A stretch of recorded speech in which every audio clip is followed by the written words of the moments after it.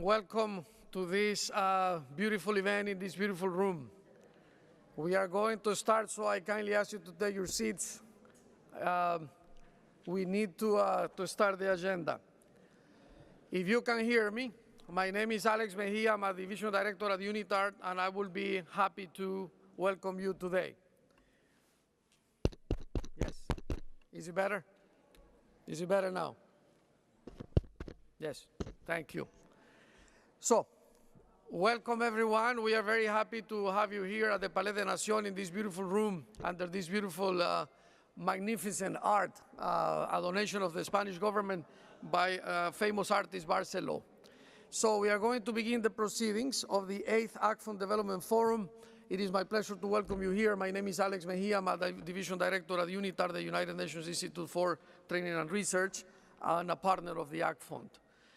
The symposium is entitled Empowering Women Through Financial Inclusion, and we will be having all of our proceedings under the patronage of His Royal Highness Prince Abdul Aziz bin Talal Al Saud. We welcome you, Your Royal Highness.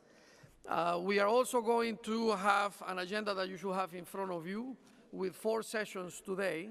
But before we do that, we want to honor the memory of Prince Talal, the visionary that created the AGFUND, and most importantly, perhaps, the International Prize for Human Development that will be awarded again tomorrow evening. If I can kindly ask you to stand up, we are going to honor his memory with a few moments of silence. Please stand up.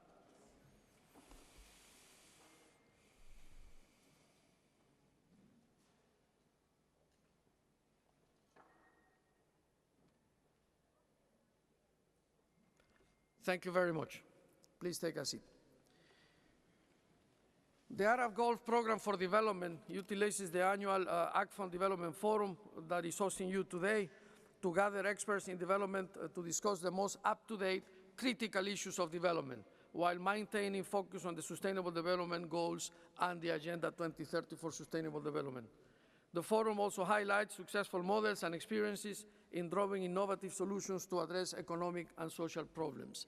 You will see in the agenda that we have a vast array of deliberations of speakers, very many global leaders on sustainable development, and particularly this year on empowering of women. That is indeed an auspicious agenda ahead. And to begin with, I would like to call to the main stage our 3 dignitaries that will be welcoming us today during the welcome inaugural ceremony. Please, if I may, invite Mr. Nasser Al-Khattani, His Excellency the Executive Director of AGFUND, to join us here. Allow me also to invite my Assistant Secretary General, Mr. Nikhil Seth, the Executive Director of UNITAR, to also join us here. And most important, allow me to invite you, Your Royal Highness, to join us here, please.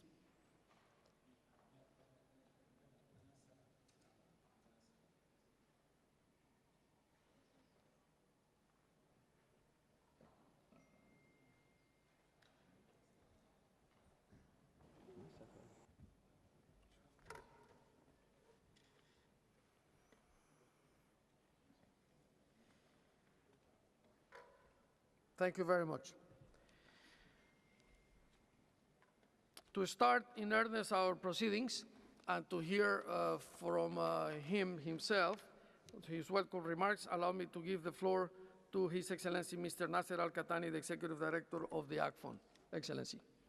His Royal Highness Prince Abdulaziz bin Talal, the Chairman of the Prize Committee for the Prince Talal International Prize. His Excellency Mr. Nikhil Seth, the Assistant Secretary General, the Executive Director of UNITAR. His Excellency AGFUND Board Member, His Excellency distinguished member of the AGFUND Prize Steering Committee, distinguished guests. Welcome to the United Nations office at Geneva and to this beautiful room, Human Rights. We gather today for an important cause. And thank you for choosing to be part of our symposium today. This is the 8th symposium that AGFUND conducted during AGFUND Development Forum. That has included the award ceremony of the prize, the Prince Talal International Prize for Human Development. Our symposium today, Empower Women Through Financial Inclusion, tackling an important issue, was adopted by late His Royal Highness Prince Talal bin Abdulaziz Al Saud, the founder, president of AGFUND, where he has done extremely effort dedicated to women that make them contribute to the development society, which is contributed a lot to the Sustainable Development Goal since inception of AGFUND. I would like to start with a little background of AGFUND. AGFUND was established in 1980 by the initiative of His Royal Highness Prince Talal, with the support of the custodian of the Two Holy Mosque and the leader of the GCC country. AGFUND focuses in 5 areas. Actually, when we talk about 5 areas, we're really talking about 4 areas, because AGFUND concentrates on women, empower women, and this is the main goal of AGFUND, targeting women through 5 areas, which is early child development, civil society, education, we mean higher education, access to online education, and most important, financial inclusion. Since the inception, we have supported 1,578 projects in 133 countries. To support this program, AGFUND had established a specialized institute and a major project that has become a permanent figure when it comes to development. At AGFUND, all projects support and initiate and launch targeting directly women. By the way, we are in AGFUND discriminating against men when it comes to the financing the project. We always give directly financing to the project to the woman, because we believe supporting the woman, that means supporting the family, and supporting the family means supporting the society, supporting the society, supporting the whole country, and supporting the country, supporting the whole globe as a human being. That's an institute. We highlight some of the institute we supported, which is Arab Council for Childhood and Development, ACD, with the aim to develop regulation and policy to support the child, like we call it UNICEF, Arab UNICEF. And we have the Arab Council, and we have the Center of Arab Women for Training and Research, Qatar, has attracted regional and international partnership. And the beautiful about Qatar, that created as an NGOs, get the blessing of the government, support regionally and internationally, and thanks for all the support for the women through the center. And the center is not just doing projects in the Arab region, but go beyond that and do it in other continents. We have also Arab Network for NGOs, which aim to promote civil society. You know how important the civil society is. Without civil society, we cannot have a good improvement to empower women. This is civil society should support and highlight where is the weakness, where is the gap to support women. And the Arab Open University, which is giving access to women in the remote area. And this is a degree associated with the British Open University, giving poor women in the remote area a bachelor degree, which is promote and give them the skill to compete in development. And there is a lot of issue. Thank you for the Arab Open University as well as the British Open University for the continued support. And now, as we mentioned, today we will be moving and supporting women in Africa through online. We're going ahead of it. Now we're discussing not to just doing it as an open learning. We're doing it online. We're using technology. This university already, have already, so far, we have 50,000, most of them women, graduated from the university. Most of them are poor women. Those poor women have been changing their life after they get their bachelor degree. And now the university enrolled 30,000 students which is mean a big number when it comes to higher education in the Arab region. AGFUND banks for financial inclusion, and this is our subject today. We're talking about how can we empower women through financial inclusion, because a lot of people thinking that is empower women through financial inclusion just an open account. No, let's go beyond. So AGFUND through the bank, with coordinating with our other institute, create projects to develop product in each area women need it. I'll give you just an example. Education need. Women need the education loan. For God's sake, nursery and kindergarten must, even developing country and poor country, there is no access, no free nursery and kindergarten. How can they have this access? And I'll give you an example through this product alone. In Sudan, I'm talking about Sudan. That's given a loan to 450 startup nursery and kindergarten, enroll 13,000 child, create 1,200 job opportunity for women. That's a matter of 500,000 loan. You know, that cost us in that project almost $100 to create a job opportunity for a woman in Sudan. And this is one of the examples when it comes to education. Using mobile banking, saving, livestock, group women lending, house income generating, agriculture, microinsurance, small farmer. Thanks God for our partner, I will highlight it later on. This is something we are proud of it, that those products contribute to the 2030 UN agenda for the Sustainable Development Goal.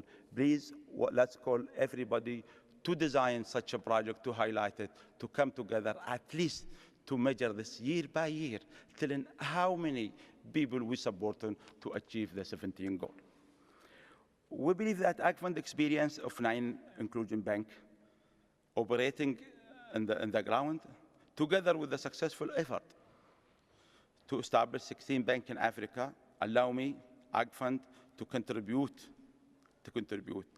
a clear vision based on a practical experience and successful story on the role of financial inclusion empower women.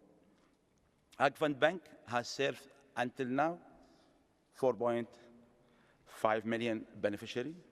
65 of them are women. Start from 2010, bank has distributed $100 million every year to do financial inclusion through 9 banks. Prince Talal International Prize for Human Development, which we are celebrating tomorrow, and another mechanism by which AGFUND explore creative project and scaling them up in developing society. The prize is totally aligned with the Sustainable Development Goal. Financial inclusion in the MENA region is among the lowest in the whole world. We are behind. There is a real opportunity for government, regulator, and private sector to enable fast, efficient, and sustainable delivery financial services to target this segment. We at AGFUND work together with the government, central bank, regulator, to push creating and supporting financial inclusion regulatory framework to promote women financial inclusion. We would like to call development agency, fund, and private sector to join us in this initiative. This is a very important issue for all of us to work and make it clear for the government that they must do this to empower women. Through Arab Open University, we plan to educate 8,000 African women on a master's degree in microfinance and financial inclusion, and the various related courses in partnership with UNITAR and the Open University at the United Kingdom through dedicated design curriculum. We also welcome you to tackle, to take a part of this project. This is an additional to the 15 microfinance bank to be established in Africa with partnership with Badia. This is very important for partnership. You know, AGFUND since inception 1980, we never ever done a project alone. We always believe that partnership empowering us and continue to, leveraging our effort together. This initiative, we believe that the experience has done through financial inclusion. If you highlight now that we're talking about financial inclusion and empower women. So we cannot empower women without have them access to education. And now Arab Open University, with partnership with British Open University, our colleague Unitar here is also supporting us to create the global financial inclusion platform, which will be benefit together. Although the prize of AGFUND work to upscale successful and creative project, other area is needed. Digitenses, a financial innovation that has been approved as a solution to address the gender gap. Because we always looking at digitenses, wherever we reach to say we're achieving something, we find ourselves behind. So we have to use digitenses everywhere. That area of using digitenses with microfinance is helping us to close the gap. We, through using the digitenses and technology, we in AGFUND manage our bank in Yemen alone dispersed 343 million in cash assistance to 2.8 million households. We're talking about benefiting almost 10 million beneficiaries in Yemen alone. And this is finances and funded by United Nations, Arab donor, etc. And this is done through one bank. Imagine that's 2018. Imagine if we did not use digitenses, we will be behind. We will not be able to compete with commercial bank and we satisfy our partner as a donor or United Nations. We would like to call the donor and the private sector community to invest in more projects to contribute to the Sustainable Development Goal. AGFUND, we have a pledge to move forward with the initiative led by Prince Talal as they are idea and project that targeting the root of human development. And this is emphasis and highlighted our board member of AGFUND, highlight this will continue as it is. We improve it to have participate and achieve wherever we as a board of AGFUND decide 2 years ago with President late Prince Talal bin Abdulaziz to continue support until 2030, hoping that we could do some of his dream to help women all over the world. This pledge cannot be done without contribution to the Sustainable Development Goal 17. We are proud that we are pleased to partner with UNITAR and 19 United Nations organizations, SDC Suez Agency for Development Cooperation, SCCBF Suez Capacity Building Facility, GIZ, and hundreds of international organizations and NGOs. With UNITAR, we have 2 outstanding projects. We remember the last 2 years, we signed an agreement for the first project, and last year the second project. Both projects is designing and helping online training for women in Africa. And this is one of our achievements, and this is what make our symposium is different. It's not coming here to make a recommendation, to come here to make an action. So the second aim to create a platform for financial inclusion for Sub-Sahara regional, which we are launching today and this afternoon. Thank you for UNITAR, and we look forward to having fruitful cooperation. With the CSCBF, we have 3 projects. One in Jordan, linked with the health insurance, saving. The second project with feasibility study for providing financial inclusion product for refugees in Lebanon. The third, we have agriculture insurance. That was our subject last year when we talked about small farmer. using the weather index, which was one of the last year's symposium recommendation. I would like to give you a special thank to the SDC, SCBF, Santanjawa Foundation, in launching this project, and the Agency of Kenya and the Central Bank of Sudan. By the way, our team has completed this project last week. And thanks God, now wherever we together done it with CBF in helping in Kenya, we replicate whatever they do in Kenya and Sudan. Imagine that the small farmer right now, when they buy the seed and they open it, they get a code and put it in the mobile, and directly they will be linked to weather index. They will give him advice. They will provide him with insurance. Imagine this technology, believe me, last year I did not imagine that could happen. This year, it's already in ground and it has been achieved. Thank you for Olga and our partner from Kenya, and for everybody who was supported, and our colleague, especially in Ibda Bank, Sudan.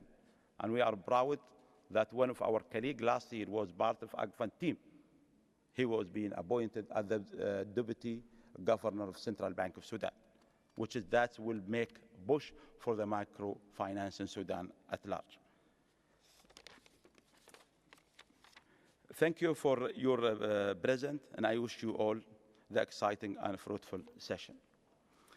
Now I would like to introduce our keynote speaker, His Excellency Nikhil Seth, the UN Assistant Secretary General and the Executive Director of UNITAR. Mr. Seth was one of the few people who set up the seed of the 2030 agenda.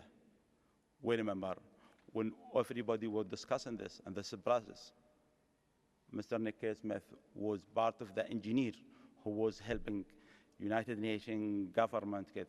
This is, Mr. Smith, this is appreciated by all members, and we'd like to give him the floor to just highlight about, what can he advise us to link or align all of our projects to contribute to achieve the sustainable development goal. Please welcome Mr. Smith to the floor.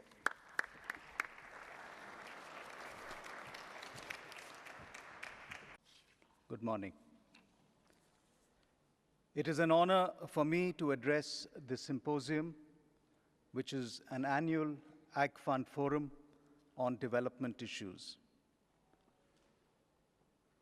As the Executive Director of AGFUND just said, it is a great pleasure for UNITAR to be partner with AGFUND. UNITAR is a training organization. We reach about 85,000 people every year, mostly public servants. And we realize at UNITAR that the biggest impediment to change are people's attitudes and mindsets. And these attitudes and mindsets can only change with learning, education, and training. So in all the partnerships that we have, especially with AGFUND, our emphasis will always be on how do we get people to change their attitudes. And in this case, it's very important when we look at the issue of gender equality and empowerment, an issue which sweeps the SDG agenda, that attitudes to women's empowerment, to women's equality, needs a lot of behavioral and attitudinal change. So, Excellency, it's a great honor for us to partner with you in this noble mission of empowering women, especially through economic empowerment. I do not want to dwell too long on the issues around financial inclusion. You will hear a lot of that in the 4 sessions that have been organized. I wanted to reflect on how the SDG agenda, 2030 agenda, is winding its way into development thinking all over the world, I wanted to give you an assessment of where we are on the realization of the SDGs. After all, it's been 4 years since we adopted the SDGs, and then link it to the issue of women's financial empowerment. Just for all of you to recall, the SDG agenda was adopted in September of 2015 in the presence of 169 presidents and prime ministers, kings, queens, and crown princesses. And when that agenda was adopted, there was applause from every part of the room. No matter what political spectrum the government of the country belonged, they all applauded the agenda. It was not only governments and kings and queens and princesses and presidents and prime ministers who clapped. The entire room, civil society, academia, business, the UN system, because the adoption of the 2030 agenda was a triumph of inclusion, and everybody felt that they owned this agenda. The process involved the engagement of all these communities that I mentioned, who were robustly engaged in creating this wonderful agenda. Themes of the process make the 2030 agenda one of the most significant.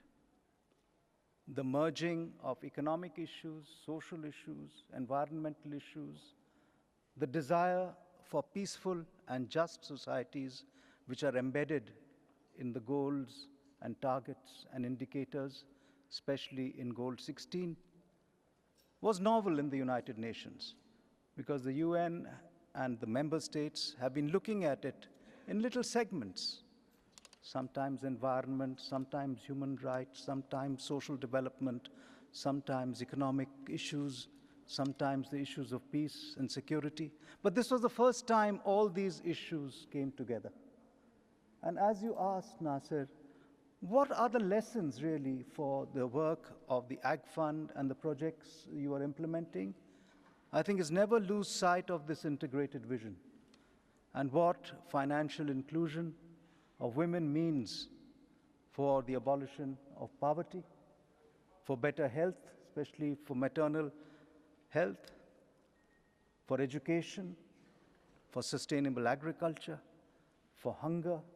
In fact, for each and every goal, the empowerment and the education of women and girls is probably the biggest force multiplier in achieving the SDGs.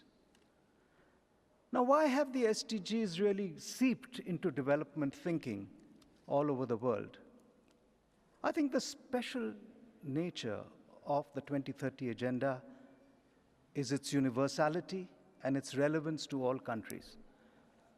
Earlier agendas were drawn up in the context of relations between the rich countries and the poor countries. But there's no country which has achieved the Sustainable Development Goals in large measure. All the issues and the goals identified in the SDGs are relevant to rich and poor, big and small, landlocked countries, small island countries, and the most prosperous countries in the world. And it's brought together all these issues that I mentioned in an integrated and interconnected way. Its focuses on individual rights, on women's rights, on human aspirations, human hopes, and human fears. Its focus is on reaching those who are furthest, very much like AGFUND, to reach those who are furthest behind, who need help urgently now. Its emphasis on actions by all citizens, by all members of society, by civil society, by business, by governments, of course, and by the UN system. Its primary focus is on ending poverty in all its forms everywhere, not very different from the objectives of the AGFUND, on reducing inequality within and between countries, on ending corruption, corruption which is eroding the basis of many societies, and enhancing the delivery of justice and ensuring better institutions.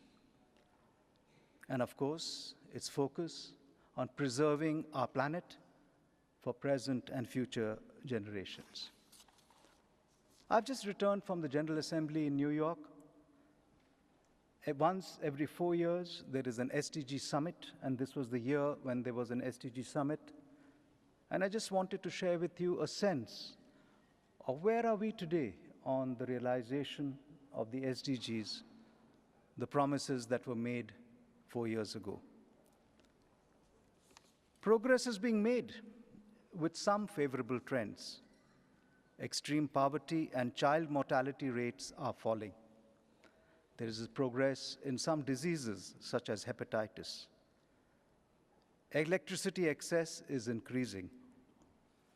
Unemployment levels are where they were in the pre-2008 crisis levels. Urban populations living in slums is falling. The marine protected areas are increasing.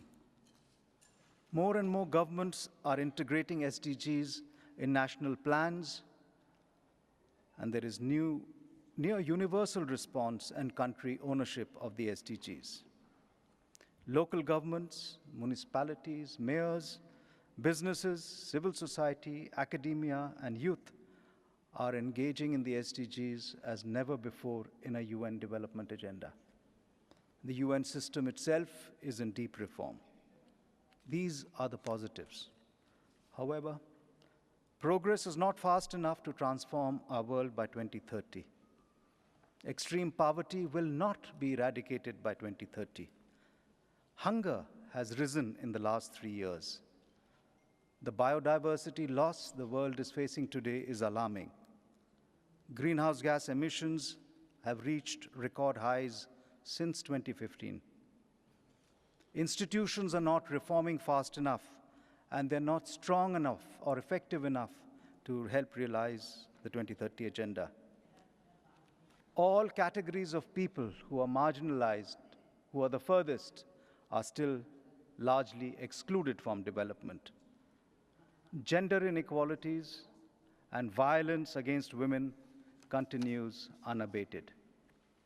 Moreover, as you all know, politically, the political environment has changed dramatically. Multilateral cooperation is suffering, especially when we compare it to the all-time highs in 2015. Conflicts and instability have intensified. There are over 70 million displaced persons. 85% of these live in the developing world. Losses from disasters has increased 150%. Global economic growth is slow, uncertain, volatile, and prospects of trade are cloudy. There are rising income and wealth inequalities, threatening social cohesion. And there's rising intolerance, threatening fundamental human rights and progress. And most alarmingly, there's a growing lack of trust in governments and public institutions. What the meeting also highlighted, that in the next 11 years, we must focus first on the most vulnerable, second on well-directed financing, 3 on strengthening institutions, 4 on strengthening local actions, particularly at municipal levels, 5 at strengthening data systems for better evidence-based decisions everywhere, and finally for harnessing science, technology, and innovation with a greater focus on the digital transformation. And this allows me to the last part of what I need to say on women's financial empowerment and the linked issue of well-directed financing for women's empowerment. There is no greater force for women's empowerment and equality than economic and income-earning empowerment. The empowerment of women through financial inclusion is crucial to reaching the world we want by 2030. However, women's economic empowerment and financial inclusion remain unfinished business, with no country having achieved gender equality and women still more likely than men to live in poverty. I'm just recalling the SDG process to which you referred to, Nasir, and my own role in that. And the number of conversations we had during that process on the issue of microfinance and financial inclusion, not only under the first goal on poverty, but also on gender equality and others issues where we twinned the need for financial inclusion. And I remember that statistic that was given to us, that countries which have done well in financial inclusion, which have had a massive shift in the number of people who were part of the financial system, contributed to GDP growth between 1.5 and 2.5%. So a GDP growth, a bump up of 1.5 to 2.5% was just through better financial inclusion. I never forgot that statistic. So microfinance was, of course, also seen as key in women's empowerment. Why is this still unfinished business? Why are women more unlikely to be unemployed than men? Why is the participation of women in the global labor force still 49%, 27 percentage points lower than the rate for men? Why is it that women work more in vulnerable, low-paid, or undervalued jobs? Why do they continue to be paid less than men? Why is it that gender equalities in employment and earning mean that women have lower incomes, leading to greater income and insecurity through their lifetimes? Why is it that in many societies, men continue to claim ownership of and control over productive resources and assets such as land, property, inheritance, as well as financial resources? Women often don't have the collateral necessary to seek out loans from the formal financial sector business. And here's where organizations like AGFUND come in, where the collateral norms are much more relaxed than it would be if they were to go to the formal financial sector, and how they are bringing in more and more women into this sector. In many countries, girls and women outpace their male peers at nearly all educational levels, but they have discrimination in the labor market, including in the financial sectors. These are questions and issues which plague the achievement of the goal relating to gender equality and empowerment. I strongly believe that gender equality and parity will be achieved only if we act together on multiple fronts, through multiple channels, with multiple tools, and with multiple means. Learning, education, and societal attitudinal shifts is going to be the most important part of the struggle for greater equality for women. Financial empowerment is also about women being able to decide if, when, and who to marry, if and when to have children, and how many, to be able to leave a violent relationship, and ability to save and spend their money. Women typically invest a higher proportion of their earnings in the health and welfare of their families and communities than men.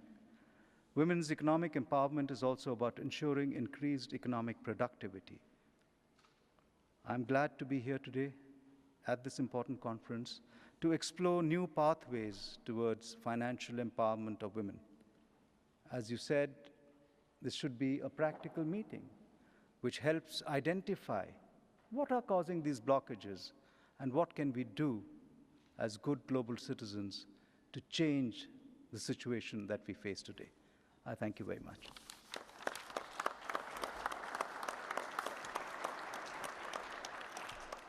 Thank you, Mr. Seth. Thank you, Mr. Al-Qahtani. Your words are encouraging. We now go to the most important part of this plenary session, which is its proper inauguration.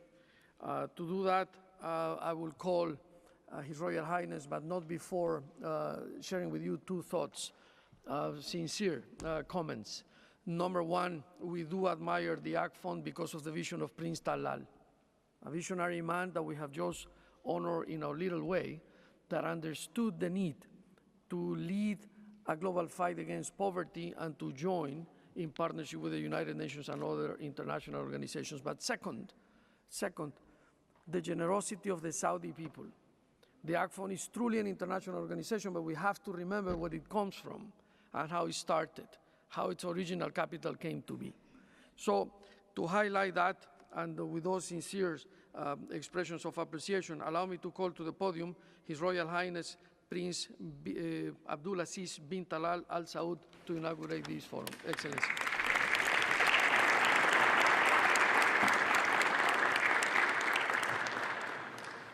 May the peace and blessings of God be upon you. At the outset, it is my pleasure to be amongst this distinguished audience of experts. This distinguished audience of experts in the field of development. I am also very happy that the subject under review is empowering women.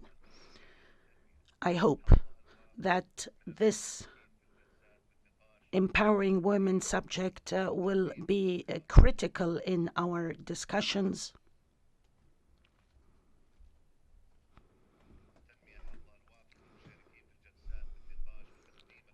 Therefore, in this discussion, while providing valuable ideas, I thank AGFUND and UNITAR for choosing this subject. Ladies and gentlemen, it is often said, especially in our societies, that women are half of society. That means she shares roles, especially in the field of child raising, and this participation is only possible under laws and regulations. Empowering women alleviates burdens on society. The development, international development, gives a very big share to women and is included in the 2030 SDGs. As a member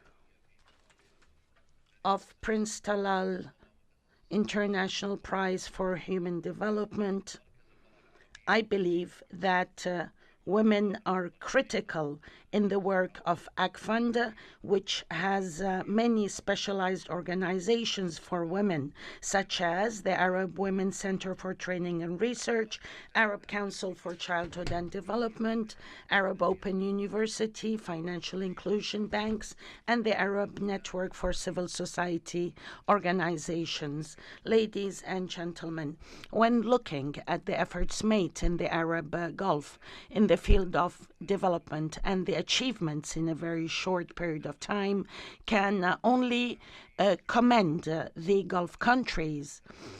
The Kingdom of Saudi Arabia is amongst the states that has adopted a clear vision and has put in place a strategy for national transformation, as well as programs to implement this vision in accordance with a clear time frame under supervision of the higher leadership. One of the results of Vision 2030 are benefits to women, especially when we consider the instructions and decisions taken only this year. All of this makes us very optimistic. Ladies and gentlemen, I am sure that this symposium will lead to outcomes and recommendations that will be of added value to the work of AGFUND and our partners in the field of development in general and empowering women in particular. In conclusion, allow me to salute my wife, Her Highness Princess Sarah bint Saud. She deploys exceptional effort for the empowerment of women through an institution called Ahyaha. I believe that the higher values must always start with the individual. I thank you.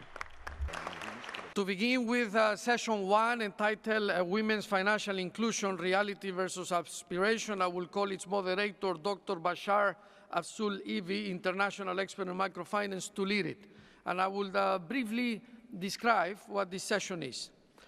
In this session, we will explore the status of regulatory frameworks of microfinance and financial inclusion dedicated to women in particular.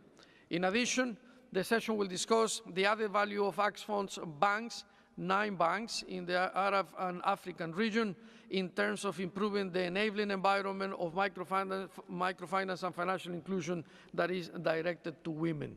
The speakers, I just mentioned the moderator, the speakers will be Professor Josie Fraser, Deputy Vice Chancellor of the Open University in the United Kingdom, Ms. Hiva Casas, Chief of Humanitarian Action and Crisis Response Office at UN Women, Mr. Elias Omondi, Actuarial Associate of the Insurance Regulatory Authority of the Government of Kenya, and Mr. Abdil Balagh, General Manager of the EBDA Microfinance Bank in Sudan. I invite all of the speakers and the moderator to join us at the Presidium.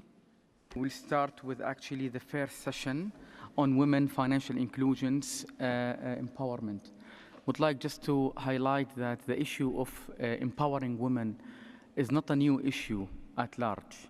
This has been addressed several times by international organizations and public sector organizations as well. Millions of dollars have been invested in empowering women to enable them to participate actively in the socio-economic development of their countries and their regions at large. But what is new in this session that we'll be addressing empowering women from a financial inclusion perspective. And I believe that the AGFUND is taking the lead in the MENA region as well as in Africa in empowering women in this particular aspect. Today, we are having distinguished speakers who are actually not just by their profiles, not just by their personal and organization experience, but from where they are coming. We have actually representatives from the academic institutions, we have representatives from NGO, from government, regulators, and from private sector. Let me first actually introduce the speakers once again. I know that the overall moderator have mentioned them, but would like also to reintroduce them once again. We have Professor Josie Fraser. She's a Deputy Vice Chancellor of the Open University in the UK. We have Ms. Hiba Al-Qassas. She's the Chief at Humanitarian Action and Crisis Response Office in the UN Women. We have Mr. Elias, Actuarian Associate at the Insurance Regulatory Authority of Kenya. And we have Mr. Adil Billah. He is the General Manager of EBDA Microfinance Institution, which has been established by the AGFUND. And by the way, when Mr. Nasser just let me actually take some words of what he said in his opening speech, talk about the banks that have been established in the MENA region, I would like just to highlight that the AGFUND is not just establishing institutions that are delivering financial services to the civil citizens there. They are actually working with the regulators, with the private sector on creating conducive environment for improving the women empowerment and the whole financial inclusion system in the country. They actually set standards on sustainable basis for having institutions that can deliver sustainable and comprehensive financial services to the needy people in these countries. We'll start with you, Professor Josie. I know that you are now heading an important academic institution worldwide, and we have 9 branches of the Open University in the Arab world, and also we have the pleasure of having the president of the Arab Open University with us in this event. Would like to ask you firstly about, from an academic institution, and I know that you have been actually selected as a role model on the Leadership Foundation for Higher Education Aurora program, which actually specializes in developing women academics leadership skills and aspiration. Based on this, would like to ask you about what's the status of regulatory framework of microfinance and financial inclusion dedicated especially for women.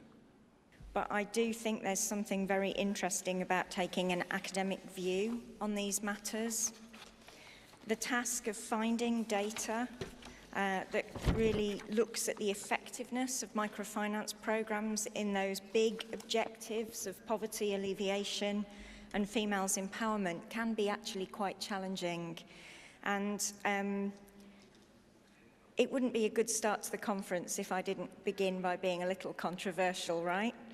So I wanted to point to some of the academic evidence and experience that colleagues from the Open University community pointed me to, that in fact suggests that many microfinance programs do miss the mark in terms of changing gender roles.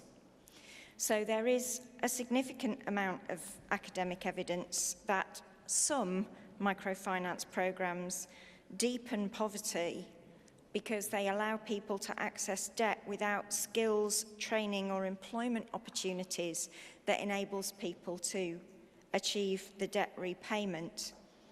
And at times, and in some contexts, there have been academic papers that have demonstrated that microfinance can increase conflict within women's families or even lead to domestic violence.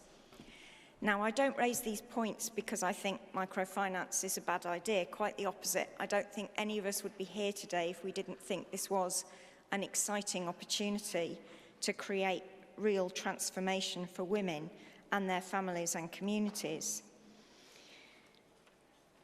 But if we want to do microfinance well, we need to bear in mind these academic studies, and we need to make sure that we design our packages so that it is beyond creation of jobs in deprived areas, so that we don't perpetuate credit or aid dependency. We need to do microfinance right, and for me that means we have to add to human capital, and we have to make sure that these programs can be sustainable. And I'm really interested to hear what my fellow panelists think about that and how they're achieving that. For me, as you would expect me to say as an academic and someone who speaks a lot about women's empowerment through education, it's absolutely critical that we connect opportunities for women to become a part of the economic fabric of our society with real jobs, real opportunities, and real training that will allow women to adopt their full potential. Over the last 24 hours here in Geneva, talking to AGFUND colleagues, I've heard some really inspiring examples of where these kinds of programs can make a real difference to women's empowerment, and where we go beyond microfinance to a whole suite of products, from savings to insurance to opportunities connected to training, where you can see and hear the impact that it's having on women. I think given the mounting evidence that power relations and structures matter at least as much, perhaps more than, skills and knowledge in women's empowerment, we need to really take our notion of financial inclusion to be a broad definition. It's not just about women having financial inclusion. They need financial capability, they need capacity building, they need education, and they need training. And they need, if we are truly to transform, for microfinance to also consider family planning, contraception, access to services, childcare, societal attitudes to the relative responsibilities of men and women and their roles in the family. All of these things need to come together. So financial inclusion, I think, is really important for women's empowerment, but it's not the only solution. Interesting. I like when you say that we need to connect women with real opportunities to enable them to participate in the socio-economic development of their societies. And this actually will take me to our second participant, Ms. Hiba Qassas. In the speech of Mr. Nasser Qahtani, he indicated that financial inclusion, financial technology, and digitancies can bridge the gap and can close the gender gap, actually. And by the way, internationally, the gender gap is not, right now between male and female is 9-1. And it is getting higher and higher in countries such as Jordan and Lebanon. And I remember what Adam Smith, the greatest economist, has said: the supply creates its own demand. Based on this, what do you think actually the right product and services that can be offered to women that can address their needs to enable them to participate actively in their societies? I think I'd like to take one step back and unpack some of the key challenges and barriers that we see, because to design a responsive product, you need to unpack that a bit. And maybe the starting point for me is a statistic that always strikes me, that today we have 1 billion women who have not access to any kind of financial services. So 1 billion. You've talked about the gap, the gender gap in accessing financial services. And yes, the gap is quite wide, and you can see it uneven between regions. In Southeast Asia, it's around 18%. In the Middle East, it's quite bad. It's, men are twice more likely to have a bank account than a woman. But even if you talk about where women are already economically active, and in emerging economies, you have 1/3 of small, micro and small, medium enterprises owned by women. And even in these, there's $1.7 trillion of financing gap today. So even when you have access to financial services for women in more developed countries, there's still structural barriers that are there. And I think it's important to unpack these a little bit because, a lot of microfinance institutions, and I'm going to put two hats. At one point, I'm going to talk to you as the head of the UN Entity for Gender Equality and Women's Empowerment, because I cover 43 countries in my work. And at one point, I'm going to take that hat and I'm going to put my hat, before I joined the UN, I was working in Palestine. I'm a Palestinian. And there, I was working on microfinance. And I was part of one of the first saving and credit associations that were established in Palestine. So I'm going to put this back and forth.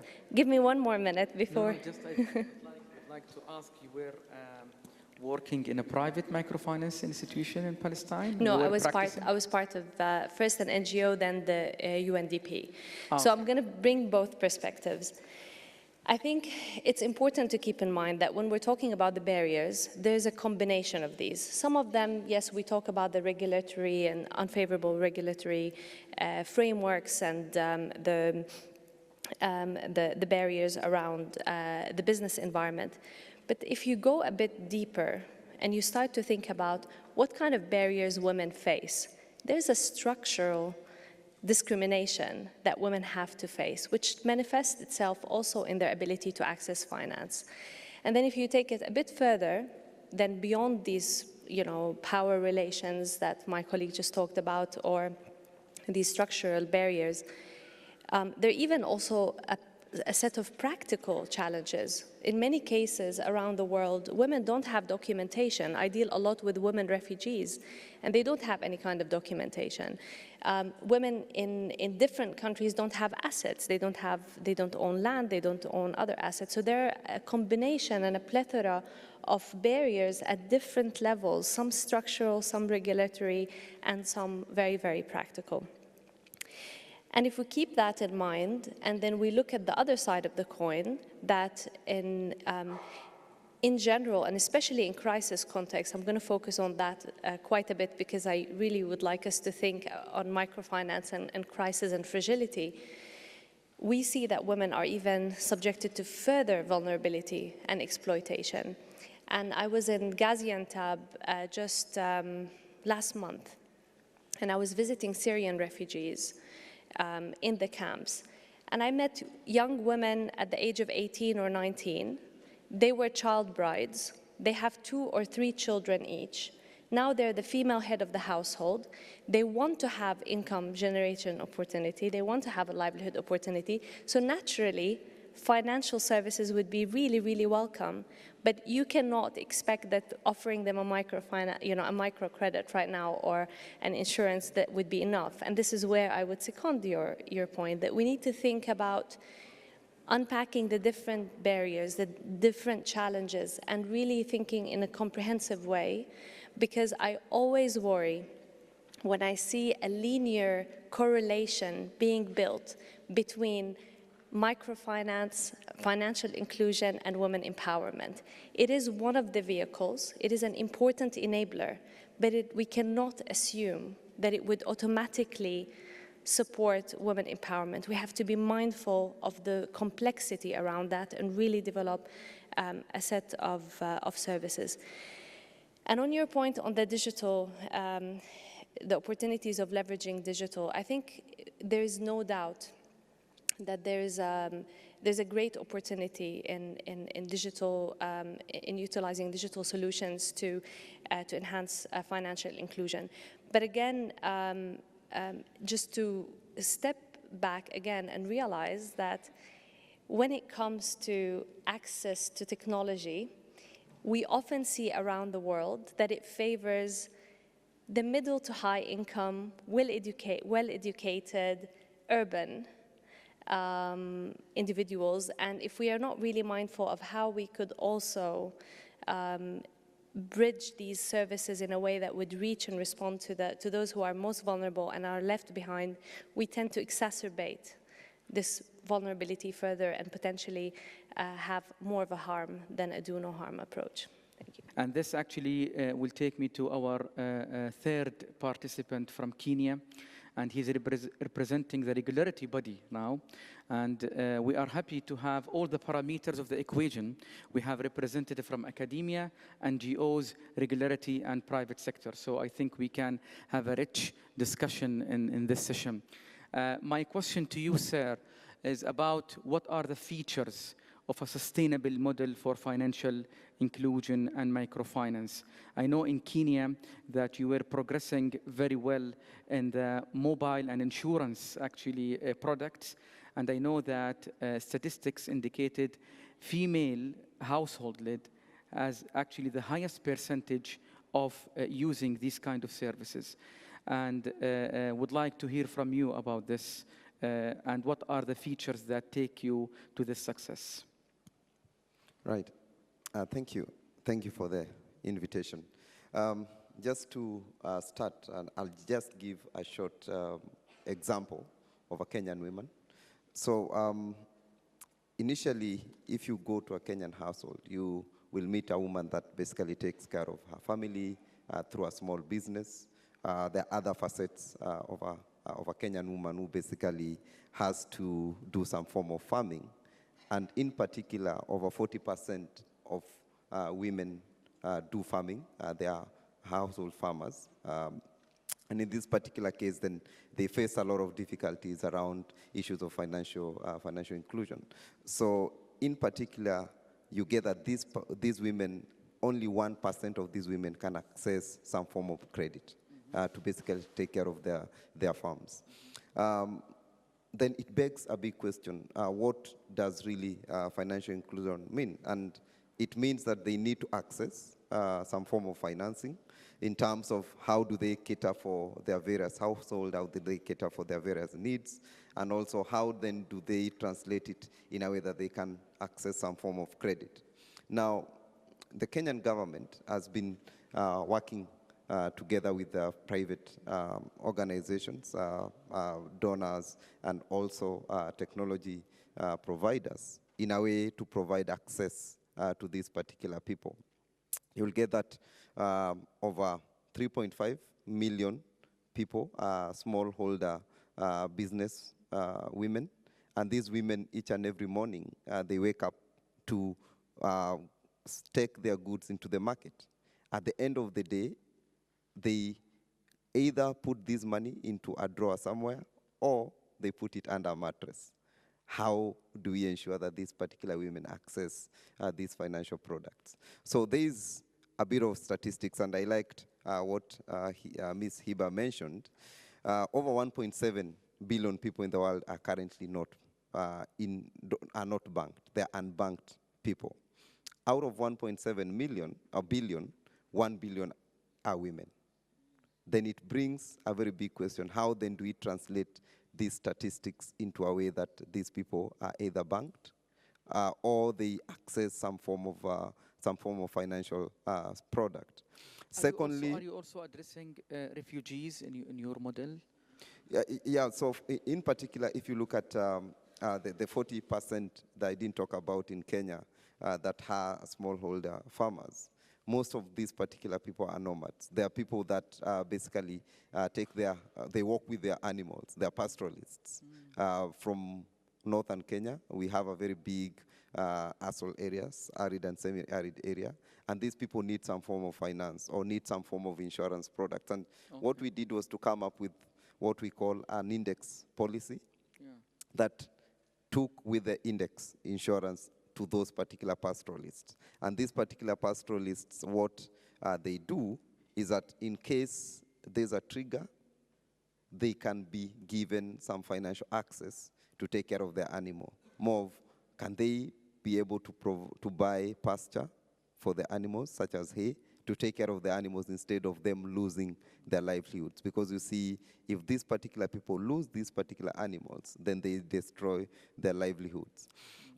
So as a government, it's very important to come up with a policy framework around it that brings in financial inclusion into the agenda and also to support the livelihood. So we did come up with a policy within the Kenyan government in a way that we are going to support both the smallholder farmers, we are going to support the pastoralists, we are going to support women in terms of how do they gain financial access, how do they get themselves banking services, how do we ensure that even the microfinance institutions are supported in a way that through the policy framework, they can be able to provide multiple products to the farmers and also to the women that are currently underbanked.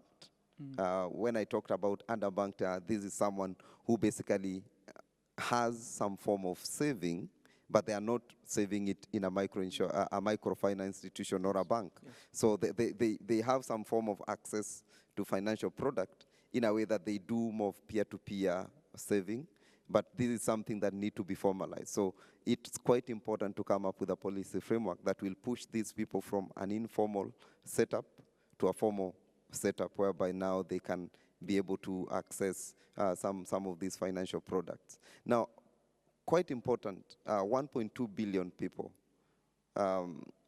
did manage to get some form of financial access.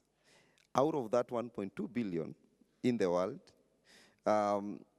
over 35% basically use their bank accounts as mailboxes. And when I talk about mailboxes, is where money comes in and you withdraw all of it. You don't really look into how do you save the money, how do you build your saving culture around it. So they're just using their bank accounts as mailboxes. The way a mail comes in and you withdraw it, then you wait for the next mail.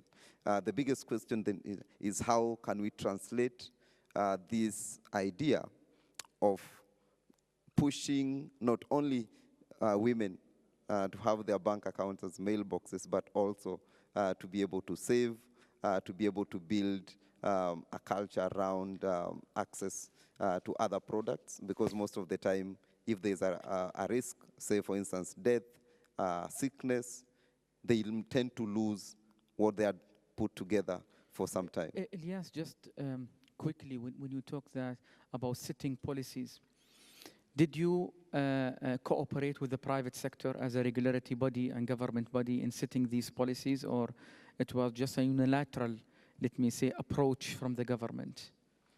Now, basically, when we were setting up these particular policies, we are looking at two important things. One is, I would call it as a customer outcome-based regulation, more of a very responsive regulation.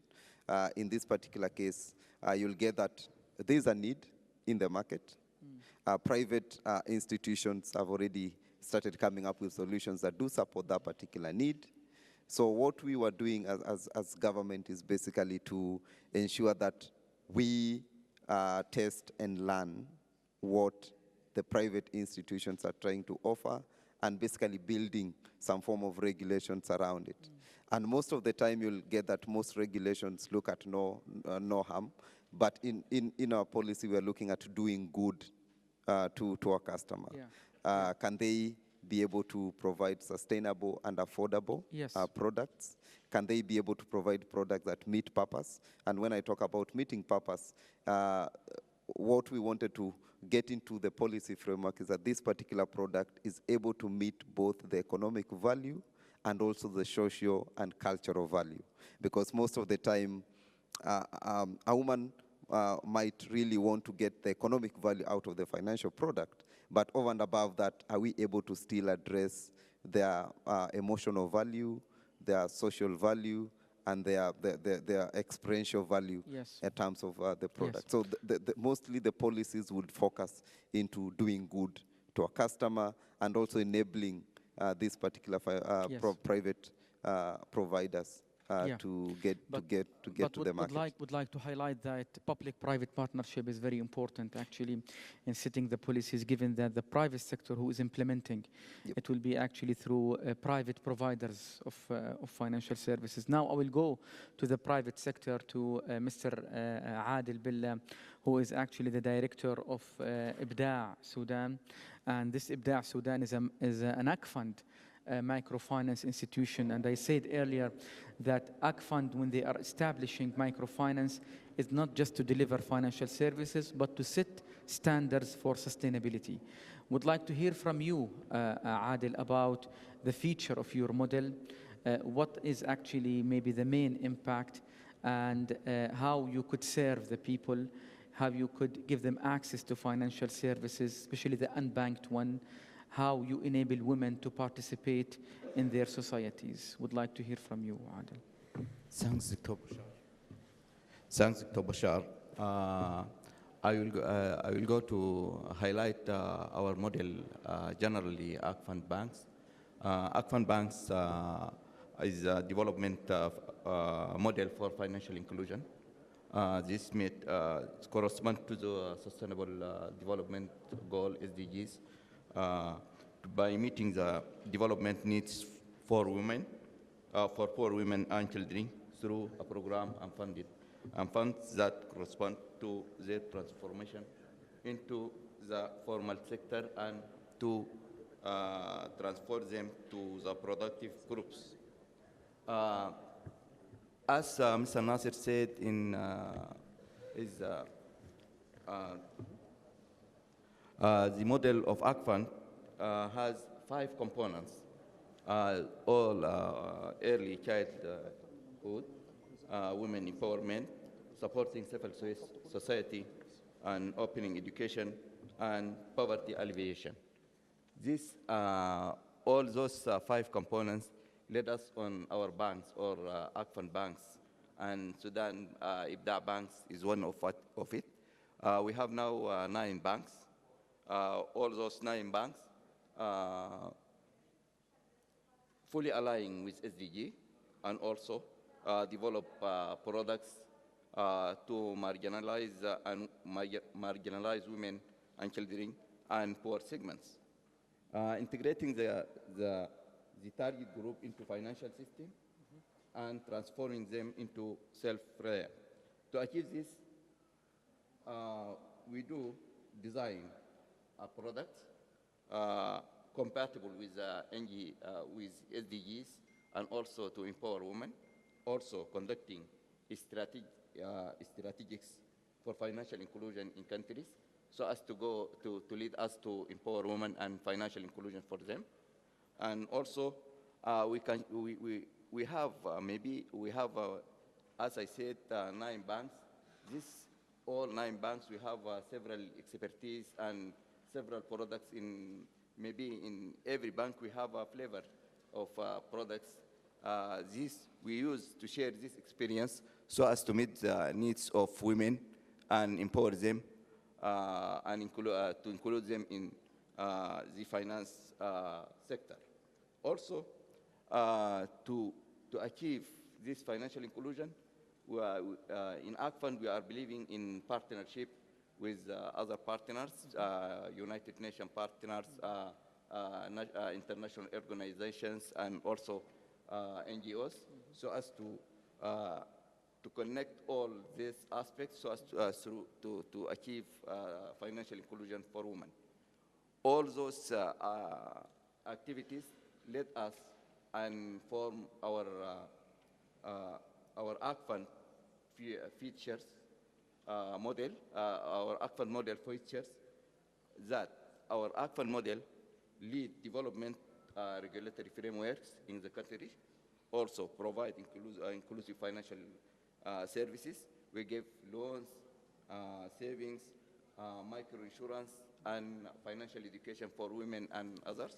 Also adopt social business in our countries. Also encourage to use this technology so as to speed out our outreach to include women. Also graduate microfinance client from women, from the micro up to medium Excellent. and small enterprise. Excellent, excellent.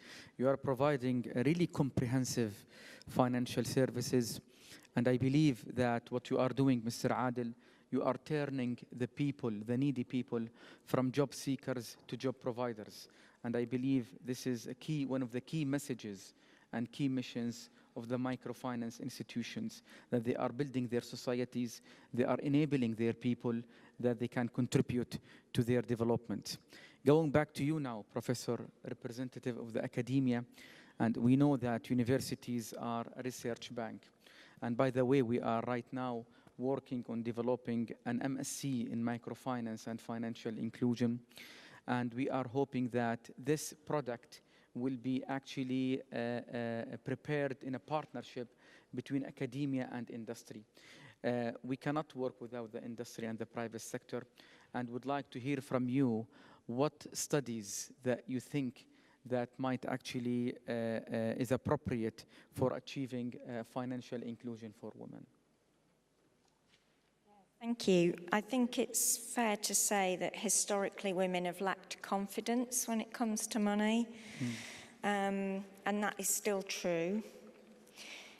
There's some interesting academic studies that have surveyed women around the globe, and it's intriguing to notice that it depends how you set up your study. So one of the academic challenges has been, if you give women the opportunity to say don't know as one of the answers, they will score lower than men in confidence and understanding of finances. But if you take don't know out of your options, so you force all people taking the questionnaire, men or women, to make an assessment of how confident they feel without giving them that middle box, then it turns out that women are just as capable as men, just as confident in their skills around finances, as long as you control for differences in wealth and education. So it's not a gender issue, and I think it's interesting to take some of these ideas out of the research and start to try and see how they might apply. So in microfinance, we're often understandably focused in the opportunities for people who are in poverty, about the opportunities in rapidly growing economies and the opportunities in poorer economies. And colleagues have described how much less access there might be to conventional or indeed unconventional banking systems. But in asked to think about a case study, I thought it might be interesting to consider the challenges where I'm from in the UK. And you might think that financial inclusion was less needed to be considered there. But I recently read a fantastic report from the Chartered Insurance Institute in the UK. You can find it at cii.co.uk if you're interested. And it talks about risks in life for women in the UK. It's clear that there are deeply embedded inequalities based on gender when you look at that report, and finances are a significant part of that report. And I thought there was a really interesting quote which I wrote down. So lower pay and savings in the UK for women leave women in their early 60s with savings that are worth an average of around £13,000 and an average pension pot of around £36,000. That's in the context of women who at age 65 will have average care costs of £70,000. So their pension pot is worth about half of average care costs. And if, as a woman, you need to enter a care home in your 60s or early 70s, the average cost is £132,000. So the amount of savings and pension that women are building up is inadequate to meet what would be expected needs for care. And interestingly, in their report, they found that women who were divorced had far less resilience to financial risk compared to divorced men. So divorced men have, on average, a pension pot that is worth a third more than divorced women. So the report is a bit of a negative picture for women, frankly, but I think it's not a cause for pessimism. There has been progress made in closing the gender pay gap in the UK, and if we can make interventions to address causes of women's risk exposure and empower women to make a shift there, those lessons can also apply in more challenged financial circumstances. And there are some reasons why women don't achieve those same levels of savings as men. So I had a couple of slides. I don't know if they are able to be put up, but there's a graph about women's role in unpaid work in the economy. Yeah. There we go, thank you. So unpaid work is fundamental to the UK economy, and I would argue is probably fundamental to economies around the world. If you look at this data, you can see that unpaid household services are worth about £1.2 trillion in the British economy. That's transport, childcare, laundry, elder care, house cleaning. They're key examples of work that are predominantly done by women in our society. If you look at the next graph, on the next slide, yeah, actually the next one. So this is from a study that demonstrates who does the unpaid work, and the bars that are showing to the right of the axis, that shows where women spend more time per day than men, and the bars to the left are where men spend more time than women. So food preparation, dishwashing, shopping, childcare, cleaning the household, laundry, domestic work are all predominantly done by women. And if you add up the number of hours and minutes per day in those columns, women are spending a significant amount of time doing unpaid work that's incredibly valuable to the economy, that keeps the household running for both men and women. So we really do need to think about how we do financial education for women in the developed world, in the developing world, and in rapidly changing economies.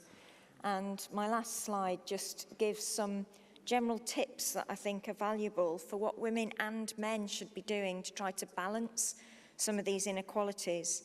And if we can build these tips in to help men and women take shared responsibility for family finances, as we develop microfinance and bring women in, this kind of education, these basic tips, can really help make sure that that is done in a sustainable way that genuinely empowers and balances work.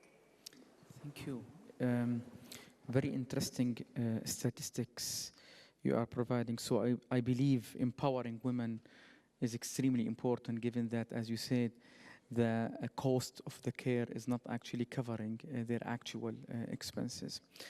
Now I will go to you, Hiba, and you mentioned about refugees and household that is leading by women. And by the way, the percentage of women among refugees reached to 47% worldwide. This percentage reached to 50% in the MENA region and 51% in Africa. So I believe working with women refugees and household female-led is something not just economic, but a moral stand for all organizations who are involved in the development process.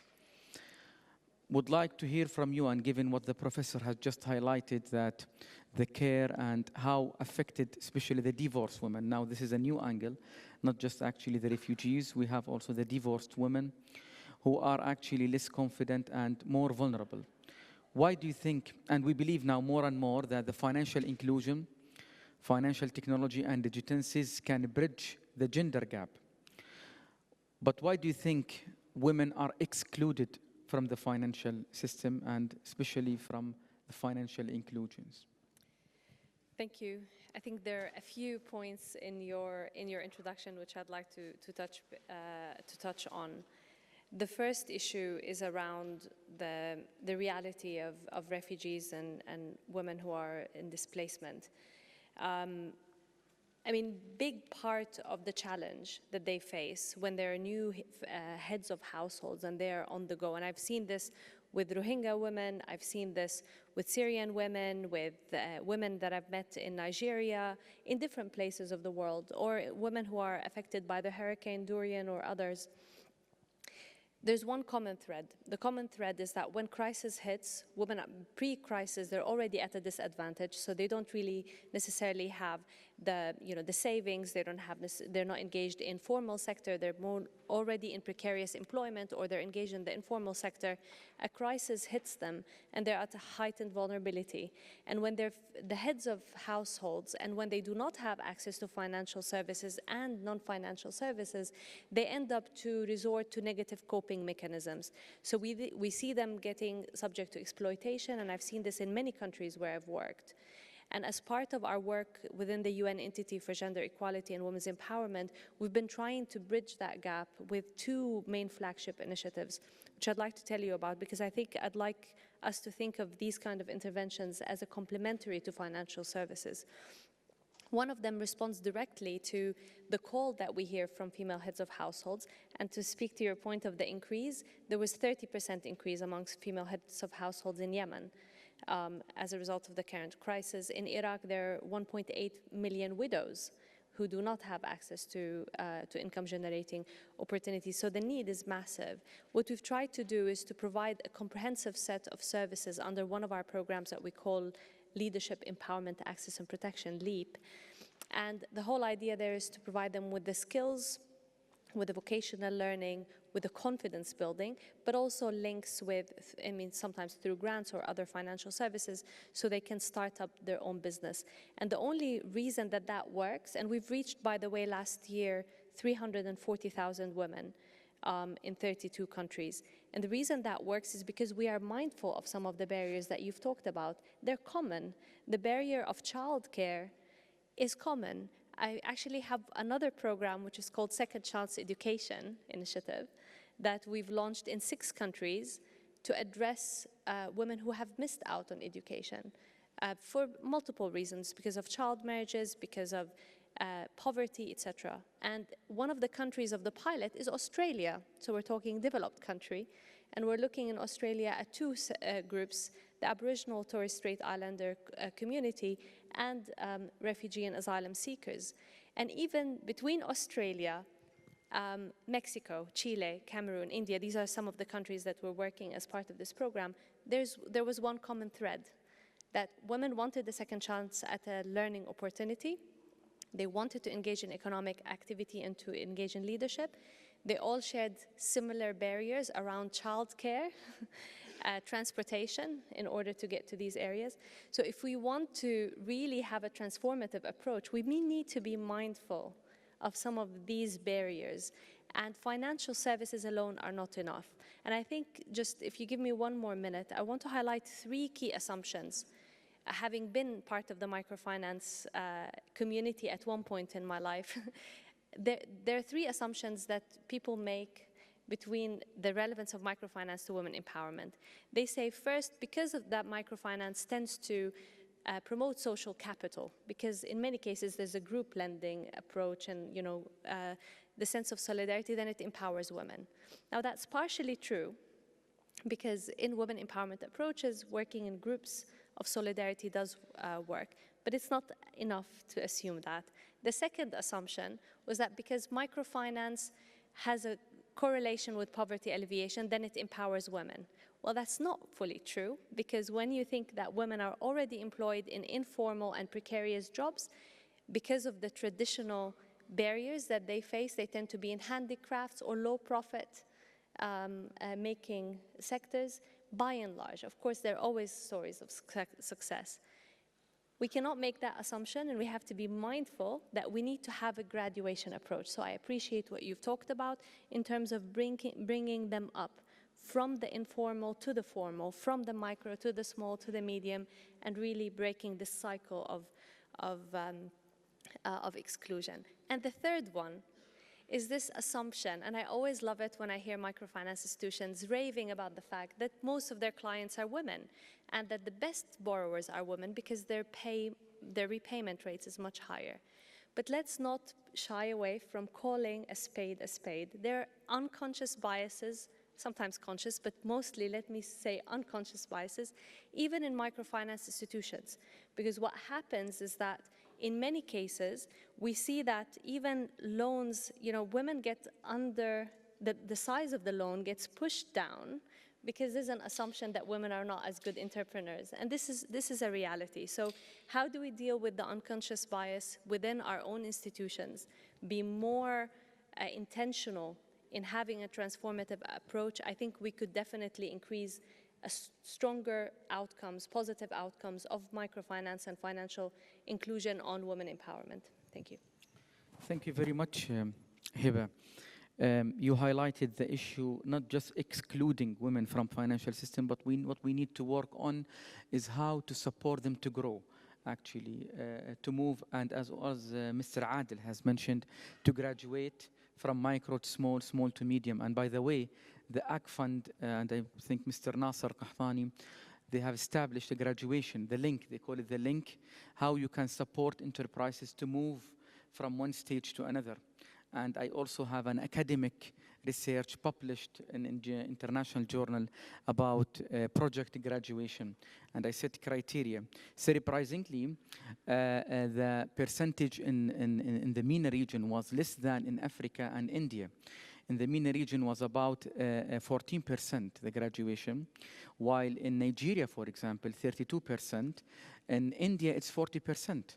So I believe not just establishing enterprise is the key issue, but what is equally important is how to make them grow and how to make them actually being a real job providers and a real contributors to their economies. Now, I will go to you once again, Mr. Ilyas, and as a government representative, from your own perspective, based on your personal and organization experience, what do you think the future trends of financial inclusion for women? Do you think we can have more women who are actually included in the system?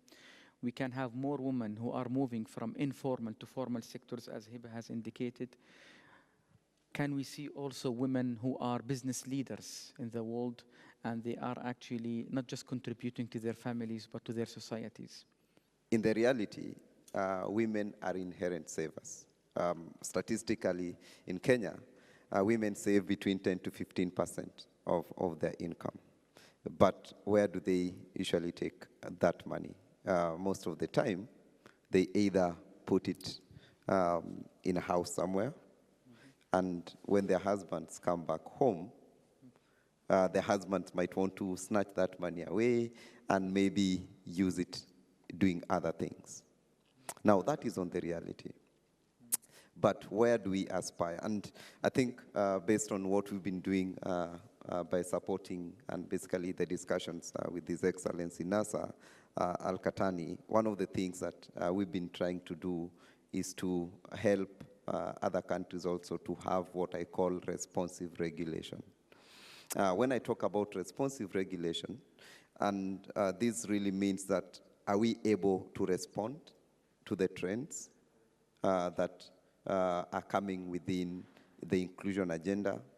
Are we able to look at the suitability and appropriateness of the products, the financial products that will resonate to the needs of women? Are we looking into things around the voice? Because the customer must have a voice. Can they really translate their voices into actions that will meet the needs of women in terms of ensuring that they are financially included. Are we going to give them the choice? Because most of the time you'll get that as we are really progressing them within the ladder of having financial empowerment and women empowerment, are we giving them different choices in terms of the products that we are offering? Also, particularly, we need to look at the fairness and respect.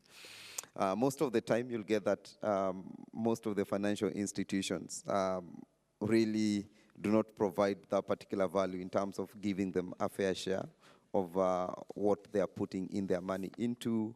They are not really respected in terms of looking at the financial products that the companies are offering. So are we going to provide a fair and respectful product to the women in future?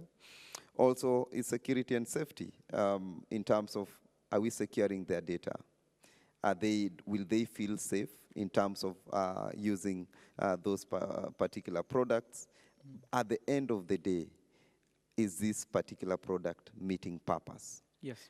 That is within the framework that Yes. we aspire to achieve in future, that the product meets purpose, and also we are able to really grow the women agenda within the financial inclusion space.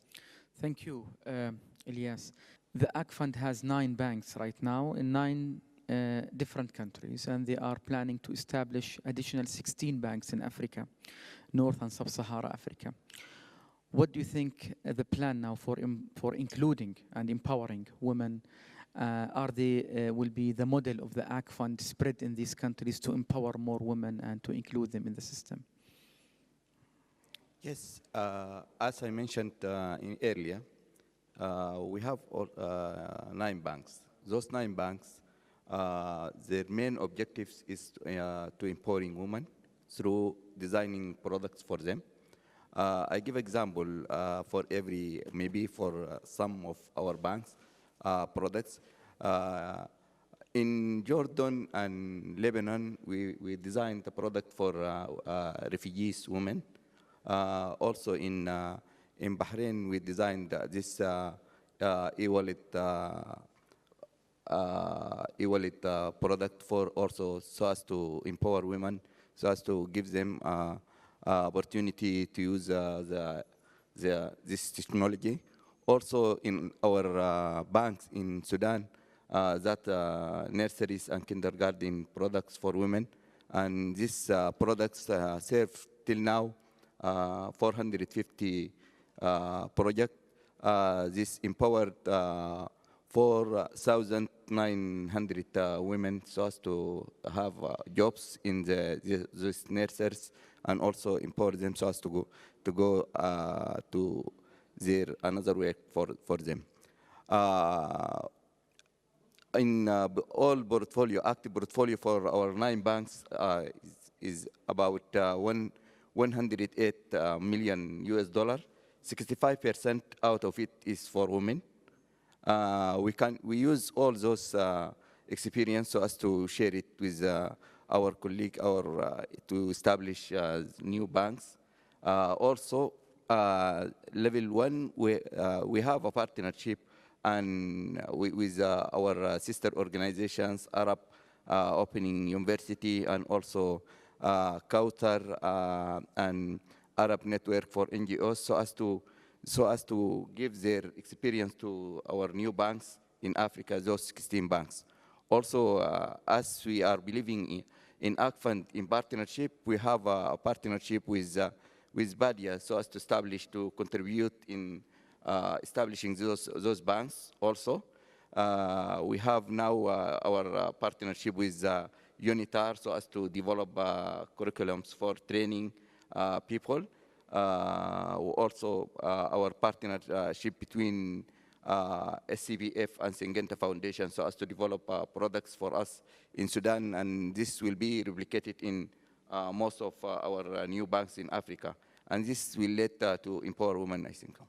And I mentioned the story of a lady who was over 50, and she was working at a school to serve the coffee and the tea. Then when we provide a program for education, we give her a scholarship, and she got her bachelor degree. And she went to the same school, and she became a teacher at the same school. This year, she became the manager of the same school.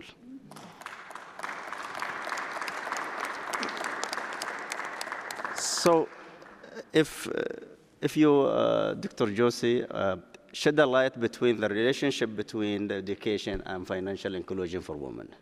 And one of the reasons that I love working at the Open University, and I know it's the same for colleagues at the Arab Open University, is you continually see these amazing student journeys and experiences.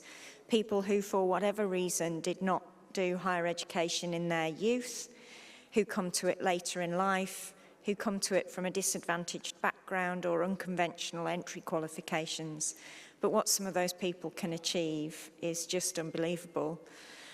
I also think the research that I referenced at the beginning of the session about where microfinance doesn't work, when it doesn't work, when it entrenches debt and makes people's situation actually more challenging, is where it's not combined with opportunity, where the job, the economics, the education haven't been thought about. And one of the things that's so exciting about AGFUND and those kinds of stories that you do, that you've just shared with us, is that you do think about those opportunities. And it's great to hear colleagues from government and private sector acknowledging that it's not just about credit, it's about credit with a purpose, and education is often part of that purpose. Would like at the end to thank you all for this actually discussions and contribution, and would like to thank the audience for listening and participating. Thank you very much.